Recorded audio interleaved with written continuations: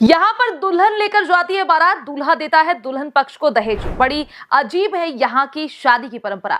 शादियों में आप बहुत बार गए होंगे, लेकिन आमतौर पर आप जिन भी शादियों में गए होंगे वहां पर देखा होगा कि दूल्हा दुल्हन के घर बारात लेकर आता है।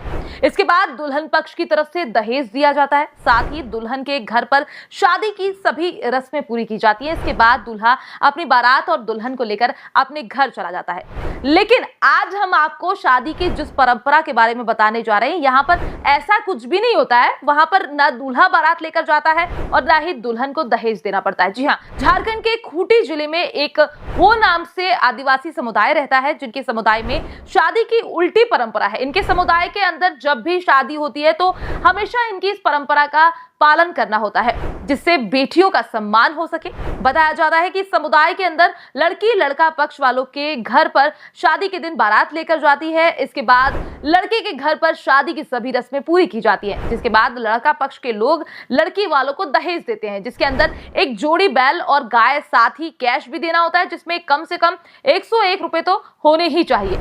इसके बाद लड़की लड़के के घर पर ही रुक जाती है और पूरी बारात वापस लौट जाती है। हो समुदाय का कहना है कि इस परंपरा का मकसद केवल इतना है कि लड़की पक्ष के लोगों को भी पूरी इज्जत मिले, क्योंकि लड़की घर की लक्ष्मी होती है। ऐसे में ये समुदाय नहीं चाहता है कि उसे विदा करते समय दहेज देना पड़े। इसलिए जब भी इनके समुदाय में किसी भी परिवार में शादी विवाह होता है तो इसी परंपरा के अनुसार होता है। खास बात यह है कि लोग भी इस परंपरा का पालन करने में संकोच नहीं करते हैं। लेकिन फिलहाल देश में शायद ही ऐसा कोई समुदाय हो जो इस तरह की परंपरा का जहां पर पालन होता हो, क्योंकि आमतौर पर जब भी हम शादी विवाह में जाते हैं तो कोई लड़की पक्ष की तरफ से होता है और कोई लड़के पक्ष की तरफ से। खास बात यह है कि इस समुदाय के अंदर एक परंपरा है जिसके अंदर दहेज हमेशा लड़के वालों को ही देना होता है, क्योंकि आज के समय में दहेज हमारे देश की बहुत बड़ी समस्या बन गई है, जिसे एक अभिशाप की तरह देखा जा सकता है। लेकिन झारखंड के इस हो समुदाय में इस बात पर विचार किया और दहेज की इस बुरी परंपरा को पूरी तरह से खत्म कर दिया। जो भी लोग इस परंपरा के बारे में सुन रहे हैं वो इसकी जमकर तारीफ कर रहे हैं, क्योंकि आमतौर पर देखा जाता है कि लड़की पक्ष